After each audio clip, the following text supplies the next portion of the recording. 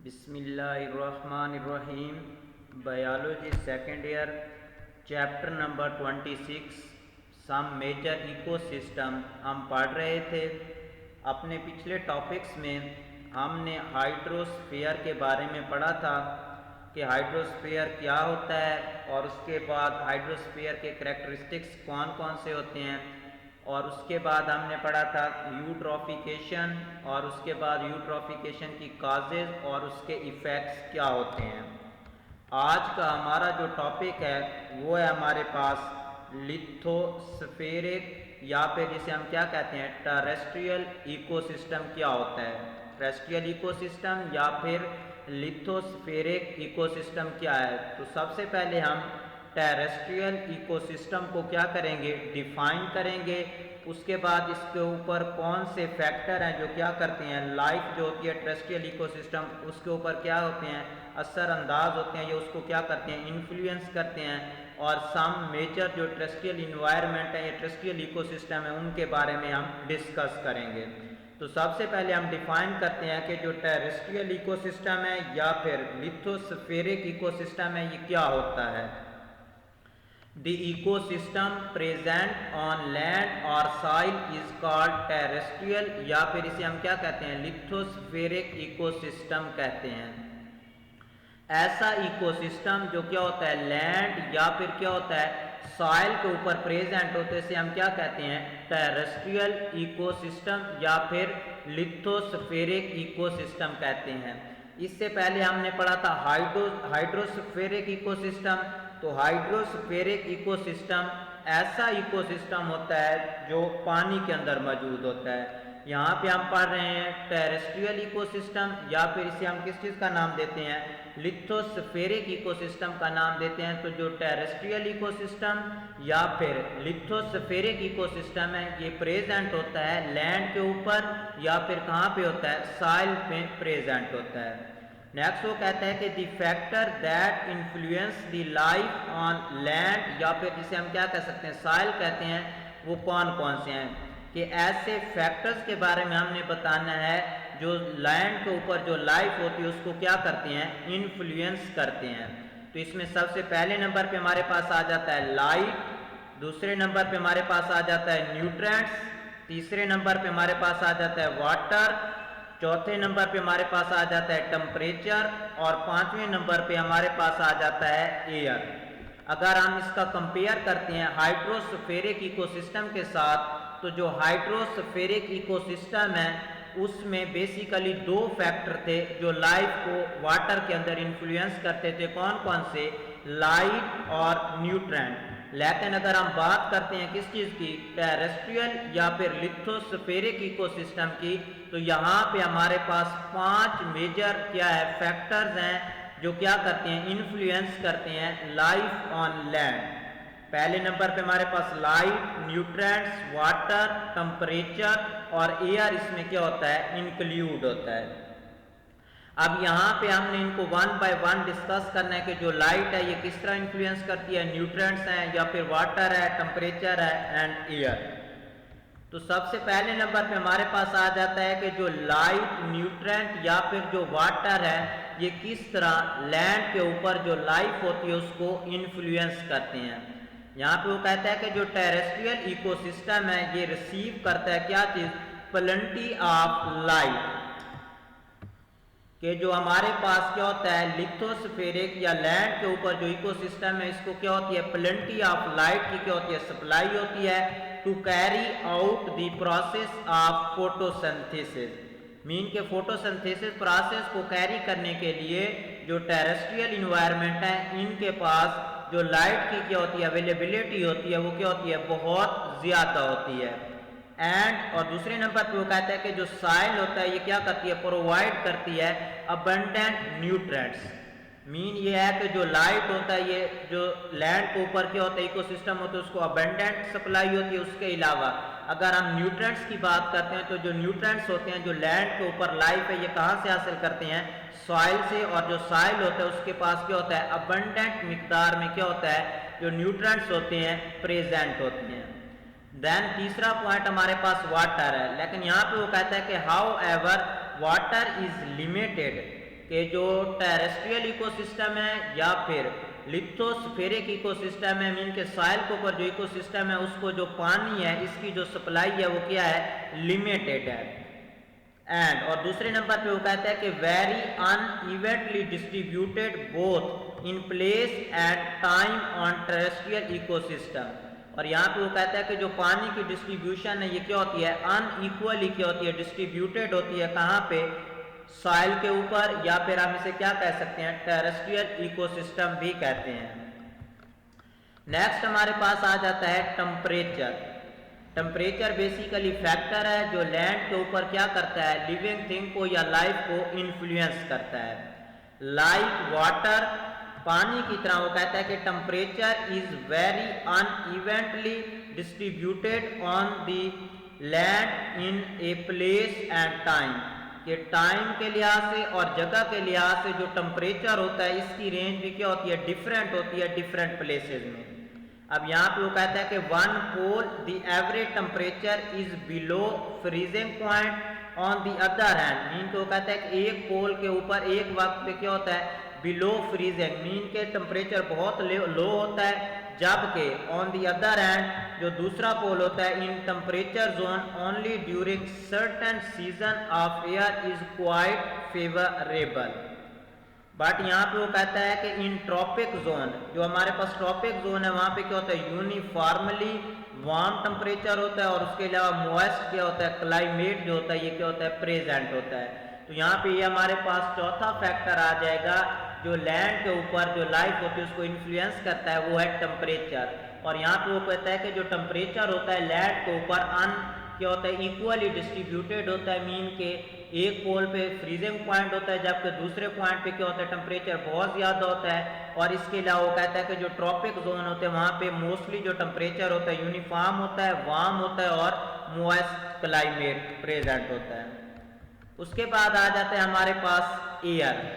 यहाँ पे वो कहता है कि जो टेरेस्ट्रियल इकोसिस्टम होता है, air is constant motion, so composition is more और लेस यूनिफॉर्म, कि जो लैंड के ऊपर लाइफ है या लिविंग थिंग है वहाँ पे जो एयर होता है ये बेसिकली एक फैक्टर है जो लाइफ को इन्फ्लुएंस करता है। और जो एयर होती है इसकी वो कहता है कि जो कंपोजिशन है ये मोस्टली तकरीबन सेम होती है। The amount of oxygen and carbon dioxide in air is much constant। यहाँ पे वो कहता है कि जो एयर होती है, अगर हम इसकी कंपोजिशन की बात करते हैं तो एयर में हमारे पास नाइट्रोजन, ऑक्सीजन, कार्बन डाइऑक्साइड और उसके अलावा क्या होती है, आर्गन वगैरह प्रेजेंट होती है। यहाँ पे वो कहता है कि जो ऑक्सीजन है इसकी कंसंट्रेशन और जो कार्बन डाइऑक्साइड है इसकी कंसंट्रेशन मोस्टली एयर के अंदर क्या होती है, कांस्टेंट होती है। अगर हम ऑक्सीजन की बात करते हैं तो ऑक्सीजन जो होता है एयर के अंदर 21% मौजूद होता है, और अगर हम कार्बन डाइऑक्साइड की बात करते हैं तो कार्बन डाइऑक्साइड 0.03% से 0.04% एयर के अंदर क्या होती है, प्रेजेंट होती है। It is most beneficial for terrestrial ecosystem, कि जो एयर होती है ये लैंड के ऊपर जो सॉइल होती है, लैंड के ऊपर जो लाइफ होती है, जो टेरेस्ट्रियल इकोसिस्टम है उनके उसके लिए क्या होती है, बहुत अहम या बहुत बेनिफिशियल होती है। क्यों होती है, क्योंकि एयर के अंदर जो ऑक्सीजन है ये जो एनिमल है उनको रिस्पिरेशन के लिए ज़रूरत होती है, ये वो प्रोवाइड करती है। इसके अलावा एयर के अंदर कार्बन डाइऑक्साइड प्रेजेंट होती है और पौधे फोटोसिंथेसिस के दौरान कार्बन डाइऑक्साइड जो होता है इसको एयर से क्या करते हैं, इनटेक करते हैं। नेक्स्ट हमारे पास आ जाता है कि अडेप्टेशन ऑफ टेरेस्ट्रियल इकोसिस्टम, कि अगर हम बात करते हैं तो अर्लियर लाइफ या फिर शुरू में जो लाइफ थी वो सिर्फ पानी के अंदर प्रेजेंट थी, तो पानी से जो लाइफ है वो क्या हुई, लैंड के ऊपर या सॉइल के ऊपर आई। तो कौन कौन सी ऐसी अडेप्टेशन थी जो क्या हुई, कैरी आउट की, डिफरेंट किस्म के जो प्लांट्स थे या एनिमल थे या जो भी लिविंग थिंग थी। तो यहाँ पे वो कहते हैं कि plants and animals shifted from water to soil, कि जो प्लांट थे या एनिमल थे ये बेसिकली क्या हुए हैं, वाटर से कहाँ पे शिफ्ट हुए हैं, सॉइल पे। Thus they have developed various type of adaptation, और इन प्लांट और इन जो एनिमल हैं इन्होंने क्या की, वेरियस किस्म की अडेप्टेशन जो थी उनको क्या किया, डेवलप किया। अब यहाँ पे दो मेजर क्या है अडेप्टेशन है जो लैंड के अंदर जो प्लांट्स थे या एनिमल थे उन्होंने क्या की, कैरी आउट की। सबसे पहले नंबर पे आ जाता है सपोर्टिंग टिश्यू और दूसरे नंबर पे आ जाता है कंजर्वेशन ऑफ वाटर। क्योंकि जो टेरेस्ट्रियल इन्वायरमेंट है यहाँ पे पानी की जो थी ये क्या थी, शॉर्टेज थी, तो ऐसे एनिमल या जो प्लांट थे उन्होंने क्या किया, वाटर को कंजर्व किया। इसके अलावा सपोर्टिंग टिश्यू, ये दो मेजर अडेप्टेशन थी जो क्या हुई, लैंड के ऊपर जो लिविंग ऑर्गेनिज्म थे उन्होंने कैरी आउट की। तो सबसे पहले नंबर पे हमारे पास आ जाता है supporting tissue. Supporting tissue are vascular bundle and skeleton. जो एनिमल हैं या प्लांट हैं, जब ये पानी से लैंड के ऊपर या साइल के ऊपर शिफ्ट हुए तो ये दो मेजर अडाप्टेशन उन्होंने कैरी आउट की। पहले नंबर पे आ जाता है कौन सा, वेस्कुलर बंडल, और दूसरे नंबर पे क्या चीज आ जाता है, स्केलेटन। ये जो दो अडाप्टेशन है ये बेसिकली सपोर्टिंग रोल अदा करती हैं प्लांट के अंदर, और उसके अलावा क्या चीज आ जाता है, एनिमल के अंदर। अब प्लांट के अंदर जो सपोर्टिंग में रोल अदा करते हैं वो क्या चीज है, वेस्कुलर बंडल है। तो यहाँ पे वो कहता है कि supporting tissue in plant, plant के अंदर जो सपोर्टिंग टिश्यू है वो क्या है, वेस्कुलर बंडल है। इसमें हमारे पास जाइलम और फ्लोएम इंक्लूड होता है। उसके अलावा अगर हम स्केलेटन की बात करते हैं तो स्केलेटन जो होता है ये सपोर्टिंग टिश्यू प्रोवाइड करता है किस चीज को, एनिमल को ऑन लैंड। और एनिमल का जो स्केलेटन होता है जो लैंड के ऊपर प्रेजेंट होते हैं वो कंसिस्ट ऑफ होता है बोन्स, कार्टिलेज पर। तो यहाँ पे वो कहता है कि these tissue provide the supporting to the living organism on land against the force of gravity. तो ये तो हमारे पास था पहला पॉइंट कि जो अगर लैंड के ऊपर प्लांट और एनिमल आए हैं तो उन्होंने सपोर्टिंग टिश्यू क्या किए, डेवलप किए हैं। प्लांट के अंदर सपोर्टिंग टिश्यू कौन से आ जाते हैं, जाइलम, फ्लोएम। और अगर हम एनिमल की बात करते हैं तो उनमें सपोर्टिंग टिश्यू के लिए क्या चीज मौजूद था, स्केलेटन। और स्केलेटन जो होता है ये कंसिस्ट ऑफ होता है बोन्स एंड कार्टिलेज पर। सेकंड पॉइंट है हमारे पास अडेप्टेशन इन लैंड प्लांट या एनिमल, वो है हमारे पास conservation of water. Plant and animals have evolve various method to conserve the water in their bodies। यहाँ पे वो कहता है कि जो प्लांट हैं या फिर एनिमल हैं उन्होंने क्या किया, डिफरेंट मेथड को क्या किया, फॉलो किया टू कंजर्व, पानी को क्या करना, स्टोर करने के लिए in their body in homeostasis, mean के एक बराबर स्टेज में या एक मेंटेन स्टेज में रखने के लिए। तो आप जो प्लांट थे इन्होंने वाटर लॉस से प्रिवेंट करने के लिए क्या चीज डेवलप की, बार्क। और जो एनिमल थे इन्होंने वाटर को कंजर्व करने के लिए क्या चीज डेवलप की, स्किन। अब प्लांट की बात आती है तो प्लांट के अंदर बार्क होता है present in terrestrial plant for conservation of water and temperature regulation. जो प्लांट के अंदर बार्क मौजूद होती है ये बेसिकली टेम्परेचर को रेगुलेट करने के लिए और वाटर को कंजर्व करने के लिए यूज होती है। उसके बाद आ जाता है स्किन की बात। तो स्किन में वो कहता है कि animal for temperature and water regulation, के जो एनिमल के अंदर टेम्परेचर को रेगुलेट करने के लिए या फिर वाटर की रेगुलेशन के लिए क्या चीज मौजूद है, स्किन का क्या हुआ, डेवलप हुआ, स्किन की क्या हुई, डेवलपमेंट हुई। तो ये थे हमारे पास दो पॉइंट के जब प्लांट जो थे या एनिमल जो थे जो पानी से अगर लैंड के ऊपर डेवलप हुए तो उन्होंने दो अडेप्टेशन कैरी की जो मेजर है हमारे पास। पहले नंबर पे सपोर्टिंग टिश्यू, दूसरे नंबर पे क्या चीज आ जाता है, कंजर्वेशन ऑफ वाटर। नेक्स्ट हमारे पास आ जाता है division of terrestrial ecosystem. Mean के जो लैंड के ऊपर या जो साइल के ऊपर इकोसिस्टम है इसको डिफरेंट क्या किया गया है, टाइप्स में डिवाइड किया गया है। तो वो कहता है कि जो टेरेस्ट्रियल इकोसिस्टम है can be divided into following main types. पहले नंबर पे आ जाता है जो टेरेस्ट्रियल इकोसिस्टम है में पहला जो इकोसिस्टम है फॉरेस्ट इकोसिस्टम, दूसरे नंबर पे आ जाता है ग्रास लैंड इकोसिस्टम, तीसरे नंबर पे हमारे पास आ जाता है डेजर्ट इकोसिस्टम और चौथे नंबर पे हमारे पास आ जाता है टुंड्रा इकोसिस्टम। और जो फॉरेस्ट इकोसिस्टम है इसको फर्दर तीन टाइप्स में डिवाइड किया गया है। ट्रॉपिकल रेन फॉरेस्ट, दूसरे नंबर पे आ जाता है टेम्परेट डिसिडियस फॉरेस्ट और तीसरे नंबर पे आ जाता है coniferous alpine and boreal forest. ये फॉरेस्ट इकोसिस्टम की 3 फर्दर टाइप्स हैं।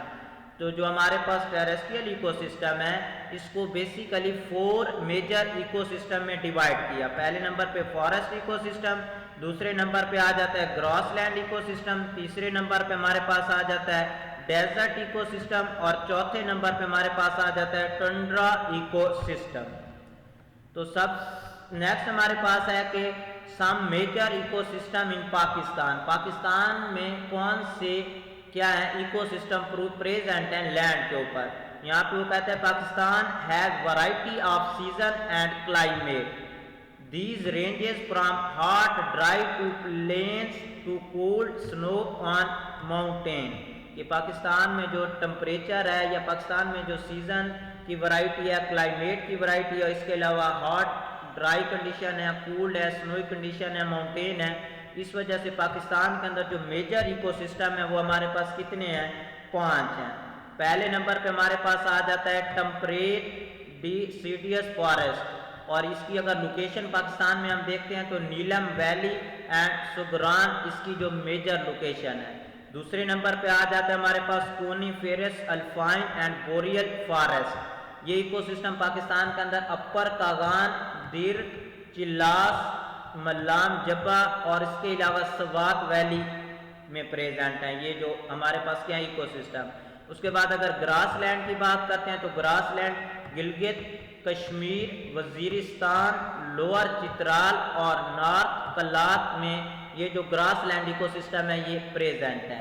इसके अलावा पाकिस्तान में क्या है? डेजर्ट भी मौजूद है और डेजर्ट पाकिस्तान में 3 हैं। पहले नंबर पे इसमें हमारे पास आ जाता है थल, दूसरे नंबर पे हमारे पास आ जाता है थर और तीसरे नंबर पे हमारे पास आ जाता है चोलिस्तान। और ये शॉर्ट क्वेश्चन भी पूछा जाता है थर, थल एंड चोलिस्तान। थार जो है ये बेसिकली वेस्टर्न पंजाब, मियाँ वाली, बक्कर जिसमें लिया का कुछ पोर्शन चौबारा वगैरह का आता है, इट इज़ कॉल्ड थल। और उसके अलावा in southern Punjab Fort Abbas, Bahawalnagar, Yazman, Bahawalpur, यहाँ का जो एरिया इसे हम क्या कहते हैं? चोलिस्तान कहते हैं। और Khanpur and Rahim Yar Khan also have desert in Sindh. Sindh desert mean के सिंध के अंदर जो डेजर्ट उसे हम क्या कहते हैं? थर कहते हैं। तो ये डेजर्ट 3 मेजर डेजर्ट है पाकिस्तान के अंदर, थल, चोलिस्तान एंड थर। थल जो होता है ये वेस्टर्न पंजाब, मियाँ वाली, बक्कर, लिया का कुछ पोर्शन है।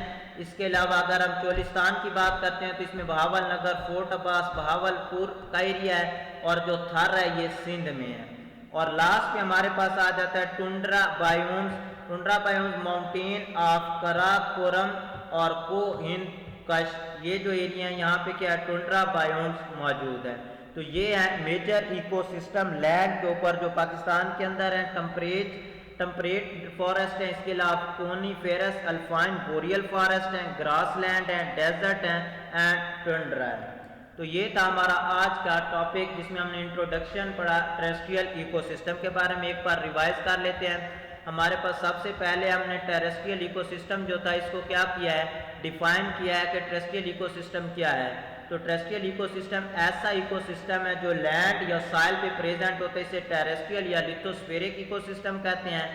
अब जो टेरेस्ट्रियल या लिथोस्फेरिक इकोसिस्टम है इसके जो मेजर फैक्टर है जो क्या करते हैं लैंड के ऊपर लाइफ को इन्फ्लुएंस करते हैं, उसमें सबसे पहले नंबर पे आ जाता है लाइट। जो लाइट होती है ये टेरेस्ट्रियल इकोसिस्टम को प्लेंटी ऑफ लाइट मीन कि लाइट की बहुत ज़्यादती होती है क्योंकि डायरेक्टली सन से ये गेन करते हैं। उसके अलावा न्यूट्रंस जो होते हैं टेरेस्ट्रियल इकोसिस्टम को अबंडेंट मिकदार में मौजूद होते हैं सॉइल के अंदर वाटर। लेकिन जो वाटर है इसकी क्या होती है? शॉर्ट सप्लाई होती है और ये क्या है? अनइक्वली डिस्ट्रीब्यूटेड होता है। चौथे नंबर पे जो फैक्टर है जो लाइफ ऑन टेरेस्ट्रियल इकोसिस्टम को क्या करता है? इन्फ्लुएंस करता है वो टेम्परेचर। और जो टेम्परेचर होता है ये भी इस टेरेस्ट्रियल इकोसिस्टम में अनइक्वली डिस्ट्रीब्यूटेड होता है। नेक्स्ट आ जाता है एयर। एयर जो होता है इसकी कंपोजिशन कांस्टेंट होती है।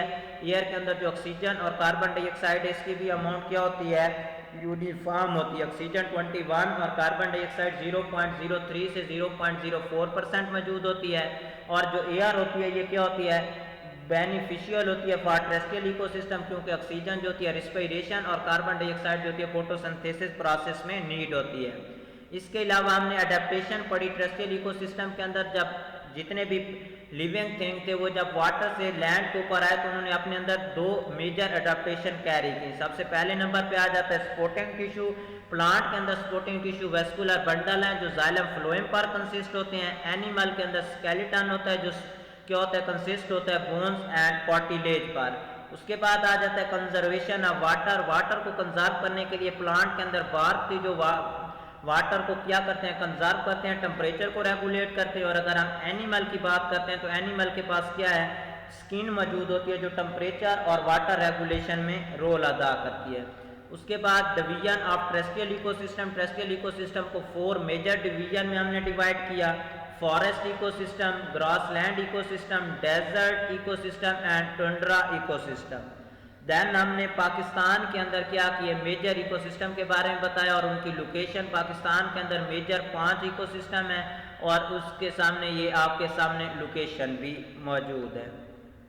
Thank you.